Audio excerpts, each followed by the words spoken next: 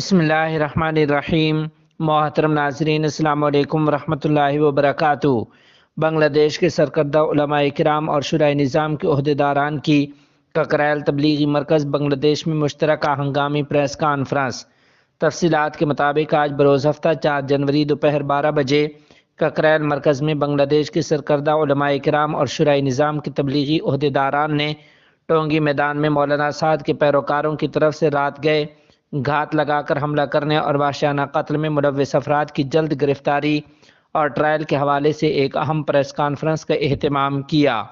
Press conference سے گفتگو کرتے ہوئے مولانا نظم الحسن قاسمی نے کہا کہ مولانا سعد کے حامیوں نے اس سے قبل ٹونگیر اجتماع میدان میں حملہ کر کے قتل کیا تھا اور کہا کہ 2018 میں بھی ٹونگیر اجتماع میدان میں حملے اور ہلاکتیں ہوئی تھیں۔ اگر اس واقعہ پر مقدمہ چلایا جاتا تو دسمبر 2024 میں دوبارہ حملہ اور یہ قتل و قتال نہ ہوتا۔ اگر اس بار بھی حملہ آور آزاد نکلے تو مستقبل میں دوبارہ ایسے حادثات رونما ہو سکتے ہیں۔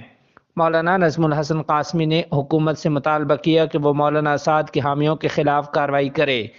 مولانا مامون الحق صاحب کا اس موقع پر کہنا تھا کہ مولانا سعد کے پیروکاروں کو ہاتھ پر خون کے دھبے لگا کر اجتماع کرنے کا کوئی حق حاصل نہیں۔ انہوں نے کہا کہ ٹونگی اجتماع میدان کے اس قتل کے بعد مولانا سعد کے پیروکار اجتماع منعقد کرنے کے حق سے محروم ہو گئے۔ دریں اثنا انہوں نے مولانا سعد کے حامیوں کی سرگرمیوں پر پابندی عائد کرنے کے ساتھ ساتھ اس واقعے میں ملوث افراد کی گرفتاری اور ان کے خلاف مقدمہ چلانے کا مطالبہ بھی کیا ہے۔ علماء کرام کا دوران گفتگو کہنا تھا کہ ان واقعات کے کرانے میں ملک دشمن قوتیں بھی ملوث ہیں۔ محترم ناظرین و سامعین، آپ کو بتاتے چلیں کہ شورائے نظام کے عہدیداران اور بنگلہ دیش کے دیگر سرکردہ علماء کرام نے اپنے ان مطالبات کے حصول کے لیے 10 جنوری جمعہ کو احتجاجی پروگرام کا اعلان بھی کیا ہے۔ ان کا مزید کہنا تھا کہ اگر ہمارے یہ مطالبات نہ مانے گئے تو 25 جنوری کو ملک بھر کے تمام مکاتب فکر کے نمائندہ علماء کرام کے ساتھ مل کر آئندہ کے پروگرام کا اعلان کیا جائے گا۔